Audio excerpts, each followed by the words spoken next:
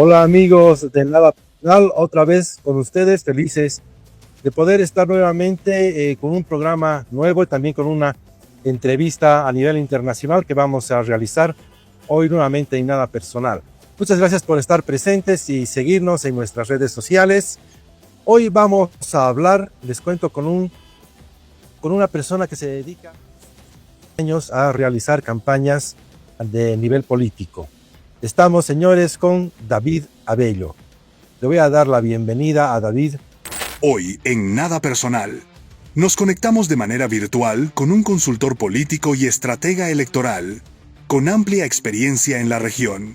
David Abello ha participado en más de 20 campañas en países como Perú, Chile, República Dominicana y Guatemala, trabajando de cerca con alcaldes, ministros y congresistas en el fortalecimiento de sus liderazgos y mensajes hacia la ciudadanía. Además, es licenciado en periodismo y cuenta con una especialización en comunicación de crisis por la Universidad Austral de Buenos Aires, Argentina.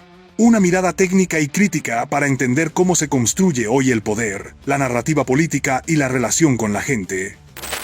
Hola David, ¿cómo estás? Mucho gusto y bienvenido a Nada Personal. ¿Cómo estás? Muchas gracias, Julio. Gracias por la invitación al programa. Muy buenos días y atento a todas las preguntas.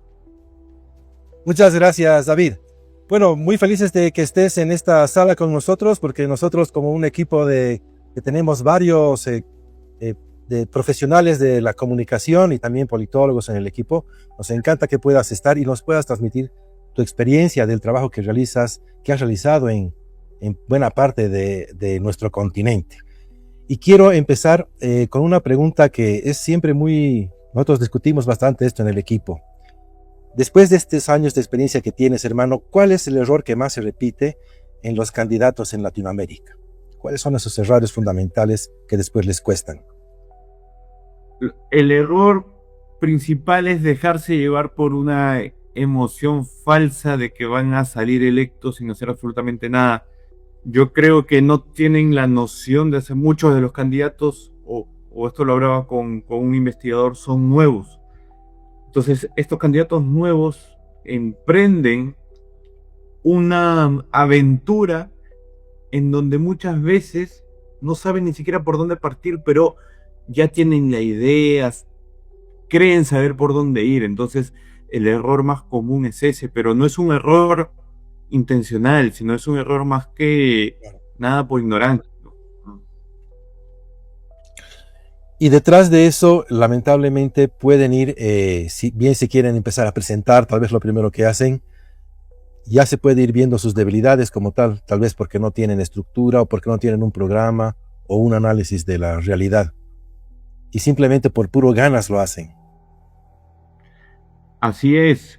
No, la otra vez conversaba con un investigador, como te comento, y por ejemplo, la clase de política en Perú en los últimos 30 años es muy corta, es aproximadamente, hablamos del 5% de las personas que postularon en los últimos 30 años se podría hablar de clase política porque se mantuvieron en la política. Entonces, a partir de ahí se dedujo que eran personas dentro de la clase política. Imagínate un espectro del 95% que no tienen ni idea qué hacer, que obviamente no pertenece a un partido programático, entonces por lo tanto no saben, no tienen una dirección, no tienen una visión de país, no tienen pues mucho menos un programa, ¿no? Mucho menos. Y eso pasa en todos lados. O sea, acabamos de estar en Chile y en Chile pasa absolutamente lo mismo.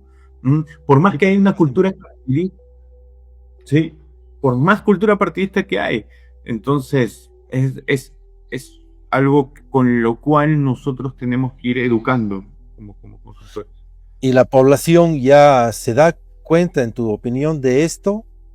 ¿O todavía cree muy fácilmente a los políticos así, que se presentan de una, sin estructura ni nada? Muchas veces políticos que se presentan sin estructuras y terminan ganando, pero esto es porque ni ellos saben cómo, ¿no?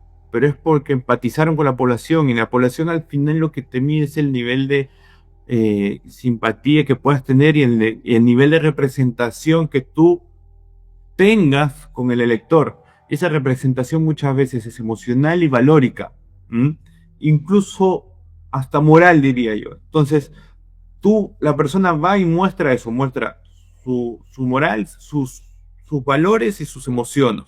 Y de acuerdo a eso, cómo se desarrolla en la cultura. Y esa representación de ti es lo que termina conectando. Entonces muchos candidatos son muy naturales, muy aventados, terminan siendo ellos y muchas veces terminan ganando incluso sin estrategia, pero ni siquiera saben a quién representar, ni siquiera saben cuál va a ser su visión del país y terminan teniendo un cargo de elección popular. Hay muchos que incluso teniendo vida partidaria saben su sector, eso sí, saben cuál es su espacio político, pero no saben cuál es su representación. Para terminar nada más, Julio, ¿cuál es su representación en el sentido de qué valores y qué emociones ellos despiertan en el elector que ellos tienen que gestionar para cumplir con sus expectativas dentro de las políticas públicas? A mí me parece que eso aplica bastante bien, me atrevería a decir al vicepresidente que tenemos hoy en Bolivia. No sé si ha seguido un poco su accionar en TikTok o en el gobierno, cómo se está, hay muchas quejas. Muy poco, Julio, pero porque vengo de una elección y ahora me metí otra acá en Perú. Vengo de una elección en Chile, en Perú, pero si me comentas el caso, lo conversamos. Porque esto me llevaría a una siguiente pregunta. En este caso, con lo que está pasando en Sudamérica, ¿van a ganar entonces las personas, los candidatos que mejor manejen el relato que quienes tengan mejores propuestas? Claro. ¿O va a haber el que, de esto? Sí, el que tenga un relato que represente de verdad a un sector del electorado que culturalmente, valóricamente y emocionalmente responda a lo que tú les estás diciendo, o a cómo tú, más que decir, a cómo tú te estás haciendo percibir.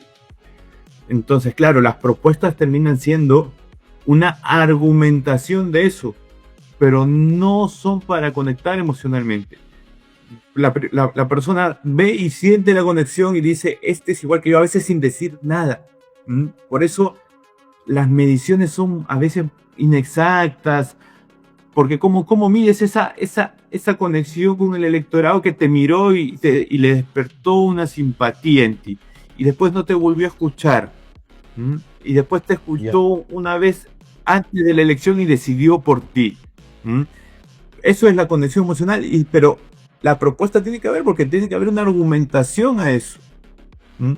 Y hay que hacerla, y es importante también. De los partidos políticos con los que has trabajado, ¿qué porcentaje consideras que tenían una propuesta seria para la población? Uy, en porcentaje no, pero hemos trabajado, por ejemplo,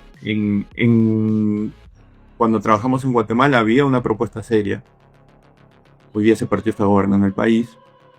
En Chile sí hay una cultura más partidista, entonces por lo tanto te diría que con los que hemos trabajado, ya sea desde el Partido Ecologista Verde, el PPD, el PC, la UDI, todos tenían una propuesta seria. Pero cuando paso acá, por ejemplo, a países como Perú, ¿no?, que tienen un poco más de la institucionalidad partidaria, la verdad es que está muy debilitada. Ahí encuentras que no necesariamente son los técnicos especialistas que tienen una visión programática, doctrinaria, que dentro de ese marco han hecho las propuestas, ¿no? Encuentras generalismos, copias y pegas, que uno se puede dar cuenta muy fácilmente. Creo que el papel también es de la población, ¿no? Empezar a exigir esto, educarnos para exigir a los futuros gobernantes. Pero pasando a otro tema, hermano, un poco más de tus percepciones sobre las personas con las que has trabajado, porque has trabajado con todo tipo de políticos. ¿Crees que el poder realmente los cambia literalmente a ellos una vez que asumen para mal? El poder los acentúa. Yo creo que el poder acentúa todos los rasgos de personalidad que tiene la persona, ¿no? Cuando está en el poder, lo que hace es sacarse el traje y decir, esto soy yo, Oh, Este soy interesante. realmente yo. Entonces, uno dice, cambió, en campaña fue uno y cuando gobernó fue otro, no me contesta el teléfono, no sé. Dicen muchas cosas. No, no, no, él siempre fue así. Porque uno sabe las cosas que tiene adentro. Tú, Julio, yo, uno sabe las cosas que tenemos adentro y cuáles son nuestras debilidades que tratamos de corregir día a día, de mejorar como personas. Pero el poder te lleva a exacerbar tal vez esas heridas y Ya. esos rasgos de personalidad. Muchas personas dicen aquí en Bolivia que el caso de Rodrigo Paz, nuestro presidente, ha cambiado. Ha cambiado porque ahora se está mostrando más como de derecha, cuando en su momento tal vez se mostró más popular para adquirir estos votos. Estamos jugando un poco con la mentira, con la falsedad de ahí hacia la población. Yo lo que creo es Oh, que electoralmente funcionan ciertas cosas y para gobernar funcionan otras. Porque para ganar una elección, eh, la única manera de ganar una elección es con comunicación. Con política es imposible. ¿Mm? Con política, esto de que hacen los candidatos, no, con tal gremio me dijo que me van a dar 5.000 votos y tal gremio tanto, y hacen gestión política en la campaña, al final no necesariamente ese gremio va a votar por ti, porque ese gremio está conversando con los 20, 30 candidatos. Entonces, la gestión política no es para los candidatos, sino más bien todo lo contrario, la comunicación. Entonces, en la comunicación tú le tienes que hablar a un electorado que te funcione para efectivamente salir electo. Y ahí pues viene el cuestionamiento que estás haciendo, porque si yo sé que tengo que ampliar la base del electorado, yo manejo el pulso, no sé, de la población, y sé que no necesariamente el boliviano quiere romper todo, sino el boliviano lo que quiere en él es estabilidad, es tranquilidad. Entonces, esa paz, esa tranquilidad que yo debo expresarle a los bolivianos me lleva pues a no ser irme tanto a la derecha, porque lo que voy a hacer es efectivamente es acortar mi electorado.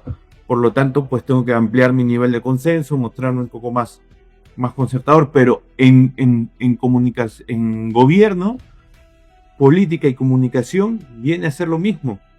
Entonces, lo que está haciendo, me imagino, digo, yéndose a la derecha es gestionar políticamente, que ya no es lo mismo que hacer que cuando está en campaña. Cuando está en campaña necesitas comunicar para llegar a un cierto electorado con un tono comunicacional. Y cuando estás en el gobierno lo que necesitas es dos cosas: ganar tiempo y ganar espacio. Ganar tiempo en el sentido de que tus políticas públicas se puedan ejecutar sin tener pues contratiempos con la prensa, sin tener contratiempos con la oposición, etcétera, y ganar espacio a la vez con más sectores políticos para poder ejecutar tus políticas públicas. Y eso se llama consenso, o ampliar tu nivel de consenso, ¿no? Entonces hay un cambio, sí, sí, sí, tal cual. entonces, si la comunicación es tan importante, la inversión en comunicación política seguramente también es muy importante. La inversión de comunicación, ¿no? El relacionamiento con los medios de comunicación y por lo tanto un equipo de comunicación profesional por detrás, que nos damos cuenta un poco aquí en Bolivia, esta perspectiva no, en algunos partidos políticos no existe. Es como que mi sobrino puede hacer el community manager, las fotografías mi prima y mi mamá nos puede ayudar, no sé, con el diseño para la imprenta. Esto se tiene que profesionalizar para manejar mejor el discurso, Pero seguramente. No sé cómo ves en la región la cosa. vengo de Chile, la verdad es que Chile está muy avanzado. Ahí, por ejemplo, el candidato se despierta y dice, ¿y ahora quién me va a asesorar? No, no sé si en Bolivia, ¿no? Bueno, tengo referencias por algunos colegas, pero más que nada te vienes a Perú o te vas a Guatemala, o, es parecido, ¿no? ¿Y ahora quién me va a diseñar? El candidato dice, ¿ahora quién me va a diseñar? Porque él cree que tiene todo, todo, ¿no? Entonces, ¿ahora quién me va a enseñar? ¿Ahora quién me va a ayudar con mis videos? ¿Ahora quién me va a ayudar, no sé, con la pauta digital, etcétera? Pero en Chile la verdad es que sí, el nivel es un poquito más alto en el nivel de conciencia del candidato, en que sí quiere un asesor en comunicaciones, o sea, sí levanta la cabeza y busca, digamos. Eso te hace pues a que la inversión efectivamente se ejecute de una buena manera. ¿Por qué? Porque hay conciencia de que hay que tener una encuesta, hay conciencia de que hay que hacer un análisis electoral de voto por local de votación, por ejemplo. Hay conciencia de elaborar un mejor diagnóstico que lo va a llevar a él a saber dónde. Y te decía esto porque la encuesta es muy importante, ya que nosotros, al estar allá, por ejemplo, medimos algo que se llama rentabilidad electoral. Sabíamos dónde invertir más dinero. ¿Por qué? Porque a mayor nivel de conocimiento, la intención de voto debe subir. Si se dispara mucho el nivel de conocimiento y la intención de voto no sube, la rentabilidad es menor. Y encima no tienes techo, la inversión ahí se hace muy insuficiente. Pero si acá tienes menos intención de voto y tienes menos nivel de conocimiento y la intención de voto va ahí, sabes que debes invertir mucho más ahí para que cuando eleves el nivel de conocimiento, eleves la intención de voto en términos de rentabilidad. Por eso el estudio, la encuesta constante es muy importante para medir dónde comunicar. Entonces, o con qué valores, con qué tono comunicacional comunicar, cuál es tu espacio político, si efectivamente tu espacio político ya está tomado, etcétera, ¿no? O sea, es muy importante medir, es muy importante, la verdad. Entonces aquí ya no, en esta metodología ya no cabrían los candidatos que están improvisados, ¿no? Y que rápido quieren hacer las cosas. No. Pero sí me he encontrado, ojo, con candidatos muy intuitivos, o sea, muy hábiles, muy talentosos para oler quién es su electorado y para saber comunicarles. Eso es un don, eso es un talento innato. Lo que falta. Y ahí pues es ver qué es lo que está conectando, cómo está conectando y saber gestionarlo para mejorar, y para mejorar eso, ¿no? Saber dónde ir, mejorar en el tono un poco, pero hay candidatos que sí son muy intuitivos y son muy buenos, pero son pocos los talentosos. Eso. Entonces, ahondando en este tema de la comunicación, ahora las campañas también se las juegan, se las pelean en redes sociales, pero también en territorio. ¿La importancia de los dos sigue totalmente vigente o las redes sociales han ganado más protagonismo en esta era que cada vez se digitaliza más? Las campañas territoriales son mucho, como quiero decirlo, quiero que se entienda. Las campañas territoriales son tan importantes como las redes sociales. Es un mito que las redes sociales hayan o tengan tanto protagonismo, incluso que no hay que hacer campaña territorial. Ahora hay muchos que dicen campaña de territorio, campaña de aire, campaña de agua. Yo digo, es todo un lodo, sí. Es un lodo en donde tú tienes que ir con una sombra digital que acompaña al candidato y que el candidato, mientras él lo va grabando en territorio, porque sin agenda no hay contenido, sin agenda territorial no hay contenido. Entonces, él tiene que ir grabando al candidato, tiene que haber un editor que reciba todo el material, el editor ir sacando la comunicación. Entonces, todo se hace de una manera muy envuelta. Y mira, fíjate que ahora, por ejemplo, Facebook, que pasó en la elección, yo creo que va a pasar en Bolivia, nos pasó en la elección de Chile, es que está limitando los gastos. Te dice, no gastes más que esto, porque Facebook no le gusta, pues, y a Google también, para poder anunciar política en Google, ahora hay nuevas restricciones. Entonces, que un consultor... Sí. Entonces, lo que nosotros vemos es que se ponen limitantes. Y en Chile se gastó más en radios que en pauta en redes sociales. Se gastó más. Entonces, sí, pues la digital es importante porque no podemos vivir sin teléfonos, pero hay tanta información, hay tanto que ver, que efectivamente ya los contenidos ya pasan de 1 minuto a 30 segundos políticos, sí. Y de 30 a 20. Y he visto yo agencias que hacen de contenidos de 6 segundos que decía, pero ahí no hay nada. O sea, entonces uno dice lo digital, pero oye, lo territorial, ahí está la conexión, ahí está el boca a boca. Si al final lo que tenemos que lograr y para lo que trabajamos todo esto es para un boca a boca, ¿no? Una recomendación auténtica y real. Entonces, eso es una campaña de lodo, donde todo está mezclado.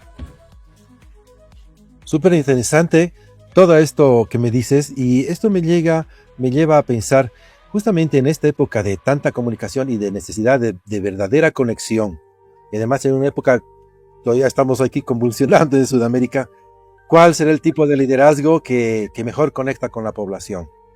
¿La que sea más franca, la sincera, o la más hábil con el mensaje y nada más? Mira, yo creo que en experiencia cada país es particular y hay que estudiarlo, pero más allá de eso, porque la respuesta siempre va a ser depende, pero para no irme al depende, yo creo que hay algo muy importante que resaltar, que es la transparencia y los niveles para lograr niveles de credibilidad, y de que de verdad sea auténtico, se sienta auténtico y sea transparente, va a lograr conectar mejor. Eso es lo que nosotros creemos. En un mundo donde estamos llenos de streamers, en un mundo donde queremos ver las transmisiones en vivo, para ver el día a día, de nuestros artistas, de alguien que no conocemos, que vemos que está en TikTok, ahí nos quedamos mirando su transmisión en vivo, porque queremos autenticidad dentro de todo lo artificial en lo que vivimos. Entonces, los candidatos deben mostrar eso, de acuerdo también a un estudio y todo lo que se tiene que hacer en campaña, pero es mostrarlo, no es la gestión de la intimidad. Yo creo que la intimidad ya no existe como tal, o sea, la intimidad ahora hay que mostrarla, hay que gestionarla, no sé si lo íntimo, ¿no? Es lo contrario a lo íntimo. Entonces, eso es esa capacidad en la que tiene que tener todo candidato actualmente, ¿no? Demostrar. Porque ahora la población con tanto consumo que realiza, justamente para chequear qué es falso y qué es mentira. ¿Tú crees? Sí. Todavía no lo percibimos como tal. No se escuchó al principio un poquito de la pregunta. Te decía si las personas pueden percibir mejor esta falsedad o esta autenticidad con tanto consumo que tienen ahora en las redes. Mira, no había llegado a ese punto. Tú lo estás poniendo, yo creo que sí. Claro, la persona ve personas auténticas, ven personas auténticas todo el día porque es lo que consumen todos los días. Exacto. Entonces, que viene un candidato que la otra vez, no sé, me dijo, no, el que tápame más la panza. Y yo digo, pero tú eres así. Ya. Sí, o sea, ya la imagen, no sé, el alistarse, el ponerse la corbata o sacársela o remangarse, que todos los candidatos les gusta remangarse los puños, ya no, pues, ¿cómo eres tú en tu día a día? Y hay que gestionarlo, sí, hay que gestionarlo, pero mientras más transparente y auténtico seas, mejor. Fantástico. En comunicación política siempre van a haber situaciones en crisis, mucha crisis, ¿no? Entonces, ¿cuándo conviene salir a dar la cara y cuándo es mejor guardar silencio? Hay que identificar primero si es crisis o no. Para identificar si es crisis o no, hay que saber o tener algunos criterios o algunas categorías. Por ejemplo, si yo sé que mi medición, que estoy en crisis, es que me va a renunciar un ministro o que parte de mi equipo se va a ir, oye, efectivamente, si tengo un llamado de duda, estoy entrando en una crisis, tengo que comunicar algo, ¿no? Entonces, primero es identificar si estoy teniendo muchísimos comentarios negativos en redes sociales, si se me están yendo algunos clientes, etcétera. O sea, hay que medir hasta qué punto o cuáles son los factores que determinan si estás en crisis o no. Porque cuando comunicas sin estar en crisis, lo que vas a hacer es, primero, o nadie te entendió de qué está hablando no lo entiendo, saca un comunicado, ni me he enterado y no entiendo, o haces que la gente se entere y provocas una crisis, ¿no? O que los medios te presten más atención a algo que era, pues, inexistente, que eran noticias, que en el periodismo político tenemos noticias de 24 horas y tenemos noticias que te marcan la semana. Entonces, o es una noticia de 24 horas o una noticia que te marca la semana. Hay que saber medir y de acuerdo a eso establecer la comunicación. Para establecer la comunicación, ahí lo que nosotros tenemos que ver primero es qué tanto daño cuál es el nivel de crisis. 10 comentarios negativos no es crisis, pero si son 100, sí. Y encima lo vieron 1000 personas, ya también. Estoy poniendo un ejemplo, son números irreales. Entonces, ya, si es leve, si yo termino que esos números son leves, un tweet. Si es un poco más, o sea, acentuado, un comunicado. Si es un poco más acentuado, una entrevista en medios. Y si es más acentuado, haya un mensaje a la nación con una rueda de entrevistas en medios de comunicación.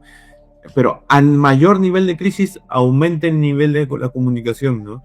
Entonces, lo que nosotros tenemos que eso se vive en el día a día. Ya cuando uno está hace años trabajé en la gestión pública, uno lo vive día a día. Entonces, esto ya uno lo tiene interiorizado, ya ni siquiera lo tiene categorizado y lo ejecuta, ¿no? Nada más, ¿no? Pero en términos de crisis, sí es pues saber tomar el toro por las astas en el momento preciso. Si estás en crisis, tú tienes que ser el primero que dé la comunicación, tú tienes que ser el primero que esté constantemente encima de la crisis, porque la crisis es un toro que hay que montárselo.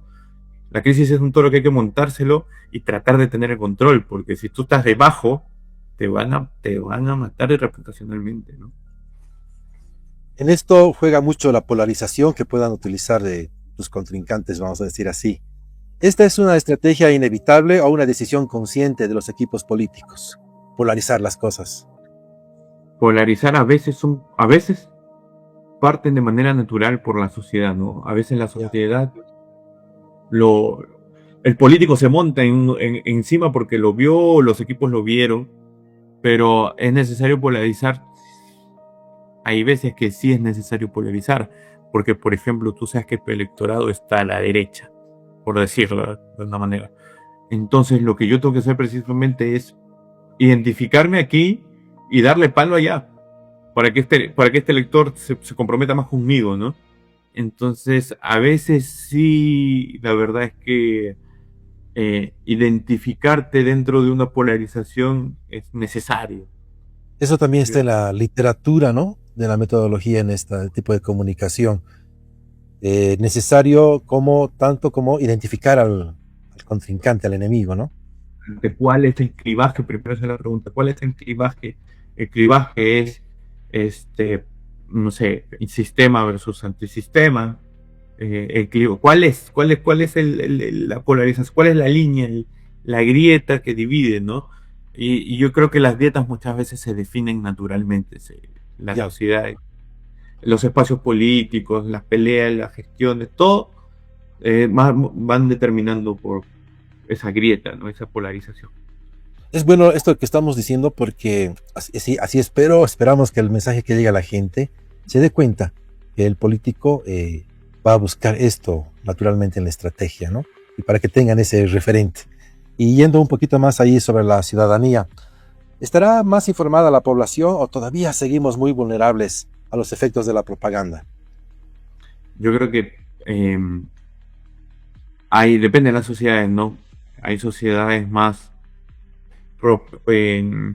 predispuestas a informarse, más predispuestas a... Ahora, normalmente, el que tiene menos, normalmente esto no es una regla, sino es en términos porcentuales. No te puedo decir en qué porcentajes, pero lo que uno sabe es que las personas que tienen menos preocupaciones del día a día deciden más ante su voto o están más predispuestas a querer informarse, ver los planes, etc. Pero la persona que tiene que saber cómo se va a alimentar mañana, esto es relativo, ojo, esto es para situaciones en donde después hay niveles de estabilidad, ¿no?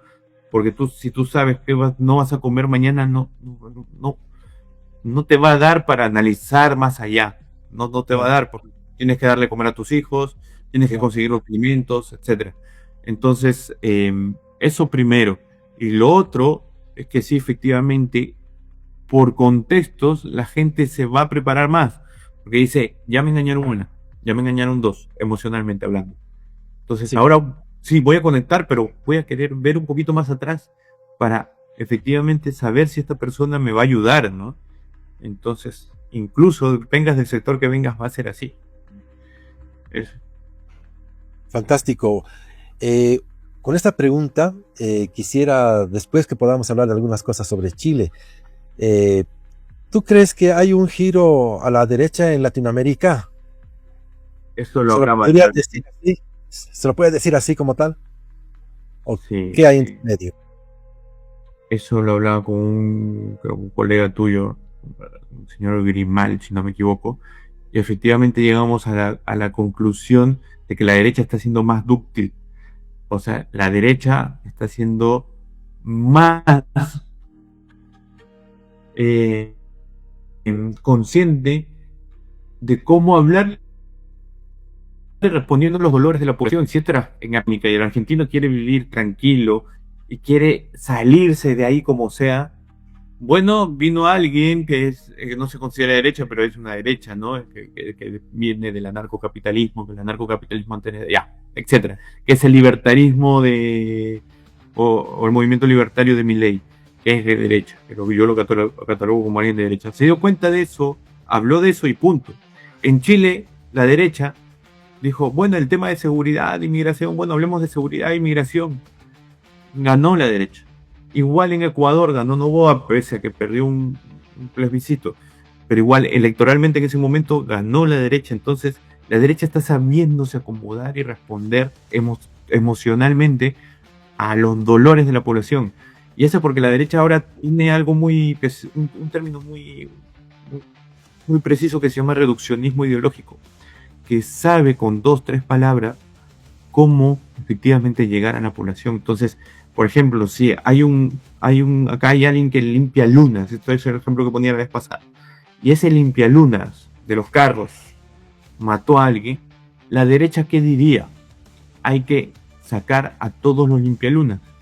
Eso es Sí. pues, una falacia, es un populismo, pero responde a los dolores de la población porque la derecha se hace cargo. Entonces ese reduccionismo ideológico es efectivamente, discursivamente, es lo que conecta más, ¿no? De todos modos, si han pasado la prueba comunicacional, la prueba ejecutiva en cómo se manejen los recursos y en lo que hagan es la prueba final. Ahí vamos a ver si estaban hablando o están siendo coherentes con su discurso. Están en examen todavía, ¿no? Al menos en Bolivia sí lo sentimos. Sí, sí, sí. El tiempo de vida ahora o el tiempo de gracia, no sé, de los candidatos bueno, que son presidentes o que son gobernantes, tienen pues 6 meses, antes los esperaba un año, ahora hay sociedades que al día siguiente la gente ya no le dio tiempo, ¿no? Ya les está exigiendo cosas el día siguiente, pero depende mucho de la sociedad, pero sí es peligroso, porque por ejemplo Kass con el tema de migración, Eso. va a poder resolver de verdad los temas que él decía. Entonces uno dice, pero es una locura esto, o sea, en Estados Unidos ni Europa lo resuelve. Acá, o sea, no digo porque sean mejor o peor que Chile, sino porque han tenido mucha más migración que Chile, como para saber cómo manejar la situación. Y Chile, que tiene este problema ya de unos pocos años, la va a saber manejar, o sea, porque es algo fácil, ¿no? Donde está el capital, está el trabajo. Entonces, si el capital mueve, obviamente, moviliza a la gente porque genera trabajo, se te van a seguir llegando personas. Entonces, eso es natural. Yo creo que ahí Kass lo que tiene que ganar, o lo que todo gobierno tiene que ganar, es esto que te decía, en tiempo y espacio, ¿no? Espacio en términos de consenso y tiempo para poder ejecutar en las políticas públicas. Entonces, en gestión gubernamental, el tiempo y el espacio es muy, muy importante.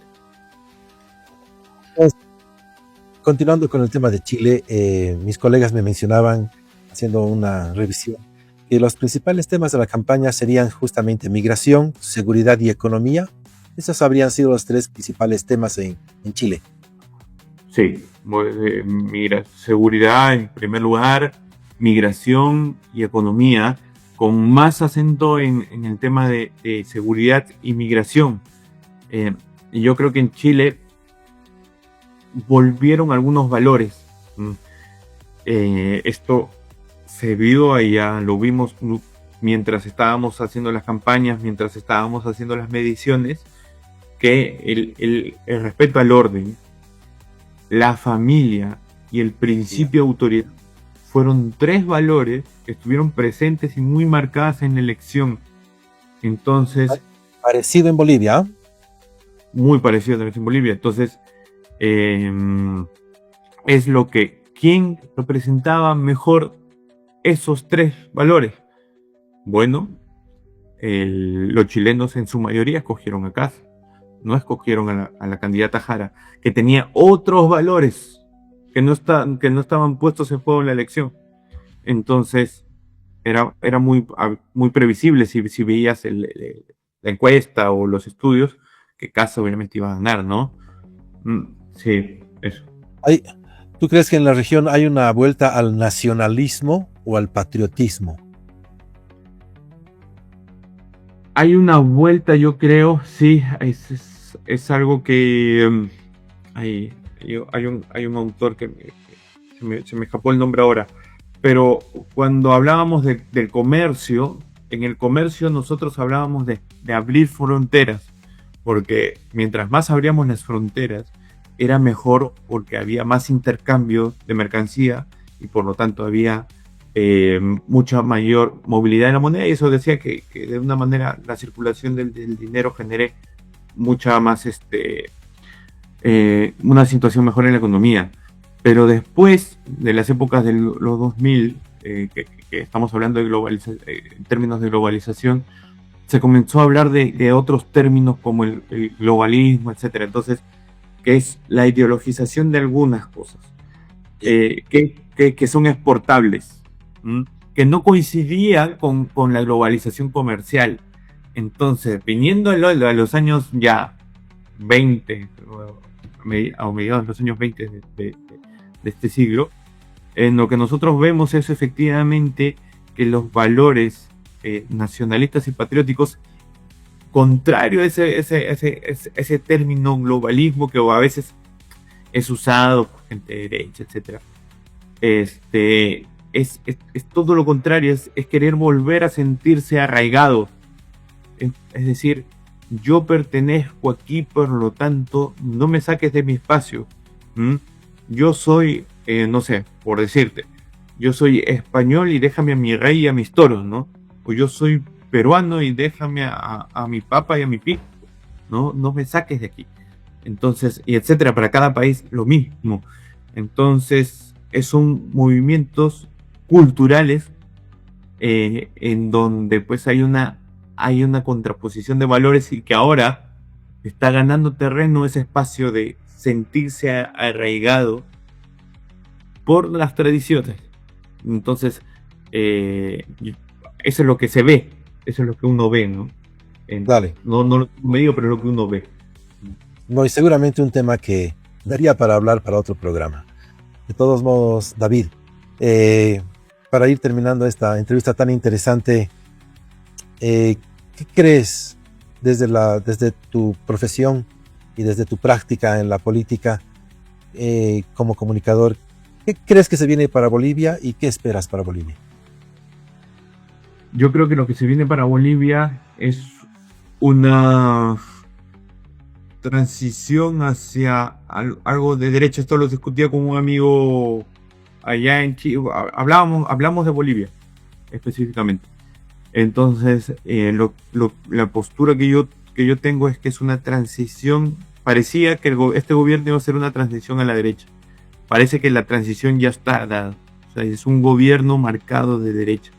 Y lo que se va a venir es que si se ejecutan bien las políticas públicas, hay una libertad económica y se compensa con no quiero decir asistencialismo, pero esa es la palabra, un asistencialismo que modere un poco a la población que estaba acostumbrada a eso. Lo que se viene efectivamente es un consenso como para abrirte paso, porque lo que lo ha matado a Bolivia un poco son las peleas y las discusiones internas, con mucho respeto. Sin duda. Así lo sentimos. Entonces, eso, yo creo que si se encuentra un espacio de consenso, y parece que Rodrigo Paz puede ser ese espacio de consenso, se va a venir un futuro mejor, ¿no? Y esto hablando en todos los países. Uno dice, bueno, eso es una tibieza, pero los mejores años de Chile fueron los mejores años de la concertación, de concertación derecha-izquierda. Los mejores años que vivió el Perú fue pues efectivamente cuando los gobiernos más liberales en términos económicos aceptaron políticas sociales.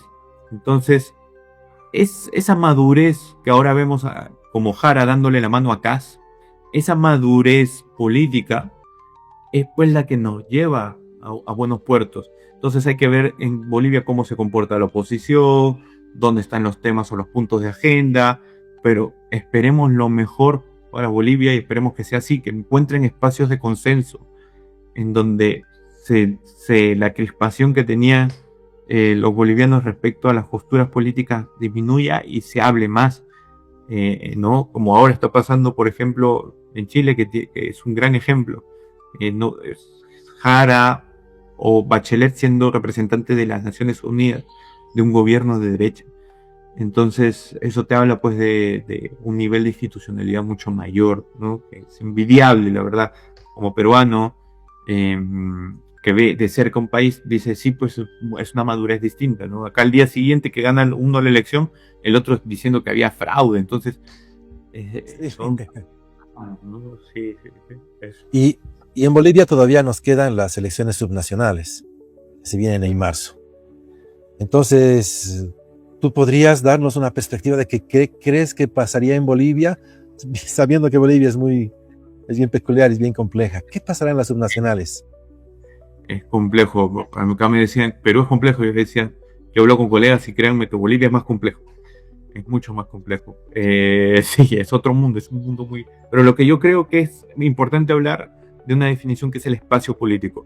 El espacio político del MAS ha quedado reducido. Entonces en las subnacionales yo creo que eso va a afectar, va a haber un cambio y va a permitir que otros actores puedan tener la oportunidad de salir electos. Entonces los candidatos yo creo que tienen que estar muy moscas a eso. ¿Dónde perdió más espacio el MAS? ¿O dónde está acentuado? Para saber qué oportunidades tienen. Yo creo que ahora muchos más candidatos tienen efectivamente la oportunidad de conectar con el electorado. Yo sé que hablan, y no hablo porque escojan al MAS, sino porque tienen una visión de ver la política, esas personas de una manera distinta, que a muchas ya les cambió ahora, ¿no? Entonces eso habla que hay otro tipo de distribución en el tablero, que hay que verlo, hay que analizarlo, pero que genera oportunidades para nuevos candidatos. Fantástico. Y estas nuevas oportunidades de conexión nos llevan a lo que hemos hablado antes, ¿no? De tener una metodología que les ayude a conectar de la mejor manera. David, ha sido realmente muy interesante, muy enriquecedora la entrevista que hemos tenido, la charla, en todo el equipo de trabajo de Nada Personal, de producción, de mis colegas periodistas, politólogos y comunicadores que están tras mío. Te agradecemos mucho y esperamos de aquí un tiempo volver pues a repetir la entrevista con seguramente nuevas informaciones y nuevas realidades para analizar, David. Gracias, Julio, felicitaciones por lo que están haciendo. He visto todo. Gracias. El profesional, las luces, todo. Tuvimos un problemita aquí con el filtro. Se ve todo muy bien, todo muy profesional. Gracias. Saludos para Luis, para Miki, que no la conozco personalmente, pero he estado coordinando con ella. Saludos para todo el equipo, saludos para Bolivia en general, a toda tu audiencia, y muchas gracias por la invitación, de corazón. Un gusto, David, y estamos en contacto cualquier momento. Muchas gracias desde Cobamba. Un saludo, gracias. Chao, chao.